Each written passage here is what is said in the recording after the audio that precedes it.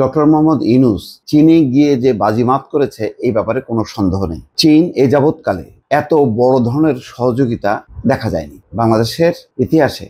শেখ হাসিনার জামানায় চীন কখনো এইভাবে সর্বাত্মক সহযোগিতার হাত বাড়ায়নি। আমার ভেতরে যেমন একটা উচ্ছ্বাস আছে, তেমনি আবার শঙ্কাও যাচ্ছে যে এই যে চীন বাংলাদেশকে ব্যাপক সহযোগিতা এবং একটা সম্প্রীতির বন্ধনে আবদ্ধ করতে চাচ্ছে, ভারত কি এটা টলারেট করবে?